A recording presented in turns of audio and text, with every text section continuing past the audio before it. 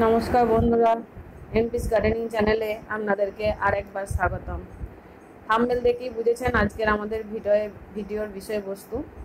তো আমাদের প্রত্যেকেরই শখ হয় খুব বাড়িতে লঙ্কা গাছ লাগাতে, এবং লঙ্কা ধরলে তা দেখতেও সুন্দর লাগে এবং আমাদের প্রয়োজনও মেটে। কিন্তু বন্ধুরা, লঙ্কা গাছ লাগাতে গিয়ে বাড়িতে আমরা প্রত্যেকে একই সমস্যার সম্মুখীন হই, এই লঙ্কা গাছের রোগ। লঙ্কা গাছের এই রোগ সারাতে গিয়ে আমাদের একদম উপদ্রব ফেলার মতন অবস্থা হয়ে যায়। এই যে আমি একটা লঙ্কা গাছ প্রথমে দেখালাম, তারপরে এই যে এইগুলো দেখাচ্ছি। তো এর যে বিশেষ সমস্যা হয়, সেই সমস্যাটি হচ্ছে পাতা কুঁকড়ে যাওয়া, এবং কুঁকড়ে যাওয়ার ফলে গাছগুলি অল্প দিনেই নষ্ট হয়ে যায়, বেশি ফল হয় না। তো এইগুলোর যে বিশেষ সমাধান এবং লঙ্কা গাছে প্রচুর পরিমাণে ফল আসার সমাধান নিয়েই আজকে আমি আপনাদের কাছে এসেছি। এই যে দেখুন পাতা কুঁকড়ে যাওয়া, এই পাতা কুঁকড়ে যাওয়া কিন্তু বন্ধুরা দু ধরনের হয়।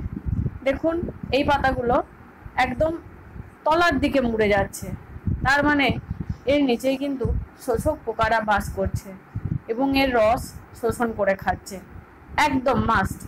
আবার দেখুন এই পাতাটা ওপর দিকে কুঁকড়ে যাচ্ছে, এই যে এগুলো সব ওপর দিকে কুঁকড়ে যাচ্ছে।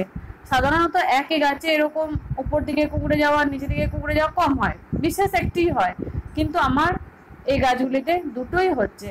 তারও বিশেষ কারণ হচ্ছে আমার এই গাছগুলির কাছে একটি আঙুর গাছ আছে। আঙুর গাছ, ফুলের গাছ, এডিনিয়ামের গাছ, এগুলো থাকলে কিন্তু আমাদের বাগানে তো আমরা সবই একসঙ্গে রাখি, ছোট বাগানিরা, তো এইগুলো থাকলে কিন্তু এই ওপর দিকে কুঁকড়ে যাওয়াটাও হয়। এই উপর দিকে কুঁকড়ে যাওয়াটা কেন হয় না, এইটা মাকড়সা ধরে, মাকড়সা বাসা বাঁধে, মাকড়সা জাল করে, সেই জন্য উপর দিকে কুঁকড়ে যায়।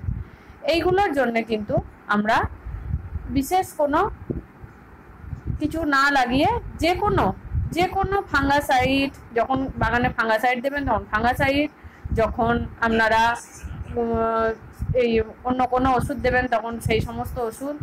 আরেকটি বিশেষ ওষুধ হচ্ছে সালফার।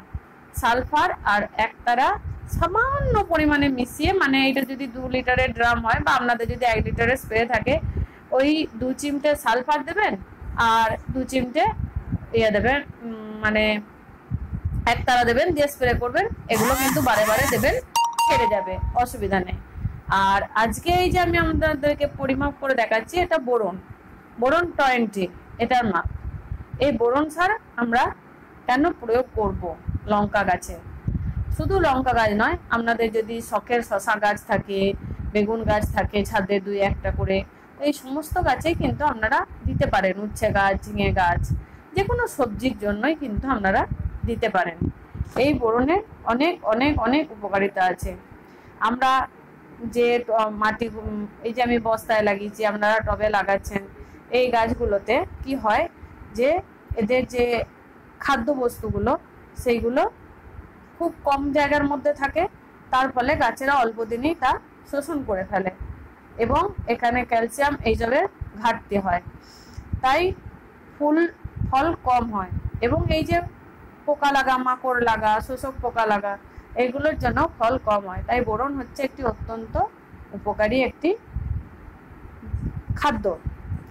তো এইটাকে আমরা 1 লিটার, যদি আপনাদের ছোট গাছ হয় 1 লিটার জলে 1 গ্রাম এই অনুপাতে মিক্সড করে স্প্রে করবেন। আর আমার যেহেতু এগুলো বড় পরিণত গাছ, সেহেতু এই ফুল আসতে শুরু হয়েছে, সেহেতু আবার আমার একটা বস্তাতে 4টে করে গাছ লাগানো আছে, সেহেতু আমি 2 লিটার জলে 2 গ্রামের একটু বেশি বেশি দিলাম। তো এর মূল ভাগমাপটা হলো 1 লিটার জলে 1 গ্রাম। বেশ, এবার আমরা এই বোরন কেন দেব গাছে, এর বিশেষ কারণ হচ্ছে যে এটি গাছের পাতার এবং ফুলের উজ্জ্বলতা বাড়াবে, ফুল আসতে সাহায্য করবে, ফলের গঠন ঠিক রাখবে। তাই বোরনকে খাদ্য হিসেবে দেওয়া খুব প্রয়োজন। এই যে আমার আঙুর গাছটা, এই জন্যই এখানে এত মাকড়ের উপদ্রব। তো সেক্ষেত্রে এই মাকড়ের জন্য বা শোষক পোকার জন্য কিন্তু এটা নয়, এটা কিন্তু গাছকে খাবার দেওয়া। কারণ কি, আমি সপ্তাহে 1 দিন করে ওই সালফার হোক, ছত্রাকনাশক হোক, যা হোক ইউজ করছি, তার ফলে দেখুন পাতাগুলো আমার ছেড়ে যাচ্ছে, কচি পাতা কত বেরোচ্ছে, আবারও কিন্তু সমস্যায় পড়ছি। যাই হোক, এইভাবেই সমস্যার সমাধান করতে হবে আমাদের।